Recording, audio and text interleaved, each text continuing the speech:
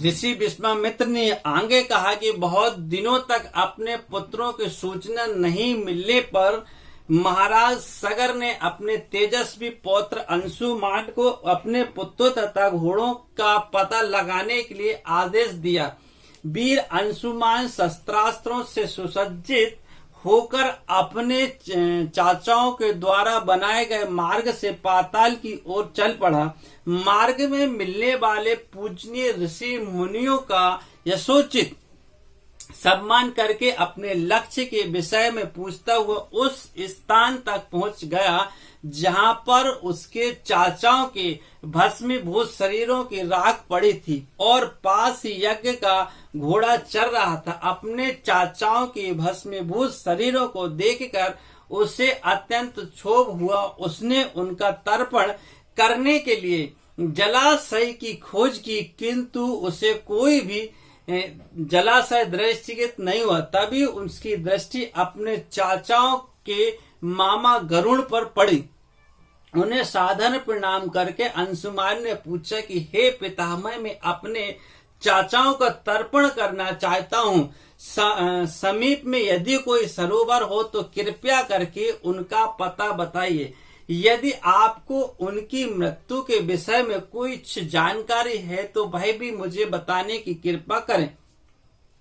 गरुड़ जी ने बताया कि किस प्रकार से इंद्र ने घोड़े को चुराकर कपिल मुनि के पास छोड़ दिया था और उसके चाचाओं ने कपिल मुनि के साथ उद्दंड व्यवहार किया था, जिसके कारण कपिल मुनि ने उन सब को भस्म कर दिया। इसके पश्चात गरुड़ जी ने अंशुमान से कहा कि ये सब अलौकिक शक्ति वाले दिव्य पुरुष के द्वारा भस्म किए गए हैं, अतः लौकिक जल से तर्पण करके इनका उद्धार नहीं होगा। केवल हिमालय की ज्येष्ठ पुत्री गंगा के जल से ही तर्पण करने पर इसका उद्धार संभव है। अब तुम घोड़े को लेकर वापस चले जाओ, जिससे कि तुम्हारे पितामह का यज्ञ पूर्ण हो।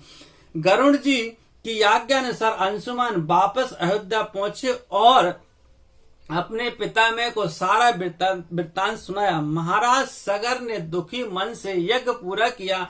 वे अपने पुत्रों के उद्धार के लिए गंगा को पृथ्वी तक लाना चाहते थे, पर ऐसा करने के लिए उन्हें कोई भी ऐसी युक्ति ना सूझी। थोड़ा रुककर ऋषि विश्वामित्र ने कहा, महाराज सगर के देहांत के पश्चात अंशुमान बड़ी न्यायप्रियता के साथ शासन करने लगे। अंशुमान के परम प्रतापी पुत्र दिलीप हुए और दिलीप के वयस्क हो जाने पर अंशुमान दिलीप को राज्य का भार सौंपकर हिमालय की कंदराओं में जाकर गंगा को प्रसन्न करने के लिए तपस्या करने लगे, किंतु उन्हें सफलता नहीं प्राप्त हो पाई।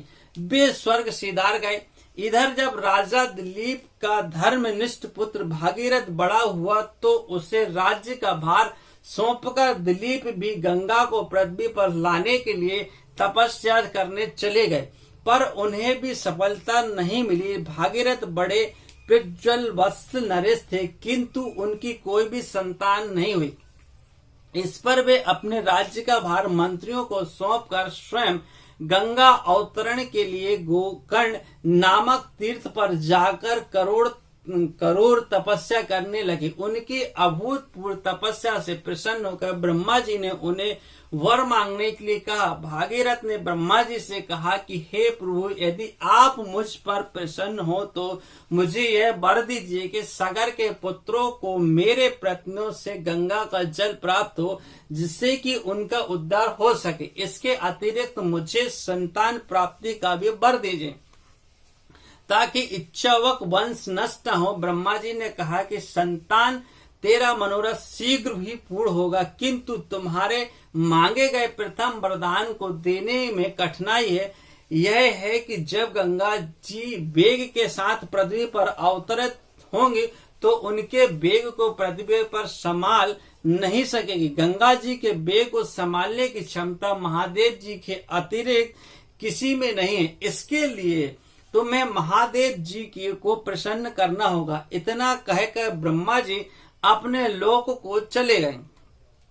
भागीरथ ने साहस नहीं छोड़ा। वे 1 वर्ष तक पैर के अंगूठे के सहारे खड़े होकर महादेव जी की तपस्या करते रहे। केवल वायु के अतिरिक्त उन्होंने किसी अन्य वस्तु को भक्षण नहीं किया। अंत में इस महान भक्ति से प्रसन्न होकर महादेव जी ने भागीरथ को दर्शन देकर कहा कि हे भक्त श्रेष्ठ, हम तेरी मनोकामना पूरी करने के लिए गंगा जी को अपने मस्तक पर धारण करेंगे। इसकी सूचना पाकर विवश होकर गंगा जी को सुरलोक का परित्याग करना पड़ा। उस समय वे सुरलोक से कहीं जाना नहीं चाहती थी, इसलिए वे यह विचार करके कि मैं अपने प्रचंड वेग से शिव जी को बहाकर पाताल लोक में ले जाऊंगी, वे भयानक वेग से शिव जी के सिर पर अवतरित हुई।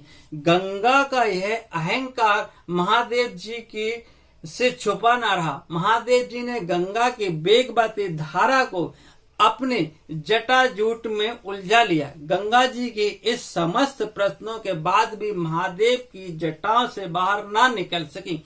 गंगा जी के इस प्रकार के शिव जी की जटाओं में विलीन होते देख भागीरथ ने फिर शंकर जी की तपस्या की। भागीरथ के इस तपस्या से प्रसन्न होकर भगवान शंकर ने गंगा जी को हिमालय पर्वत पर स्थित बिंदुसर में छोड़ा। छूटते ही गंगा जी 7 धाराओं में बढ़ गई। गंगा जी की इन ओर प्रभावित हुई। सुचाक्षु, सीता और सिंधु नाम की 3 धाराएं पश्चिम की ओर बहीं और 7वीं धारा महायज्ञ भागीरथ के पीछे चली। जिधर जिधर भागीरथ जाते थे उधर उधर ही गंगा जी जाती थी। स्थान स्थान पर देव, यक्ष, किन्नर, ऋषि, मुनि आदि उनके स्वागत के लिए एकत्रित हो रहे थे। जो भी उस जल का स्पर्श करता था वह बाधाओं से मुक्ति हो जाता था। चलते चलते गंगा जी उस स्थान पर पहुंची जहां ऋषि जहानु यज्ञ कर रहे थे। गंगा जी अपने वेग से उनकी यज्ञशाला को संपूर्ण सामग्री के साथ बहाकर ले जाने लगी। इससे ऋषि को बहुत क्रोध आया और उन्होंने क्रुद्ध होकर गंगा जी की सारा जल पी लिया।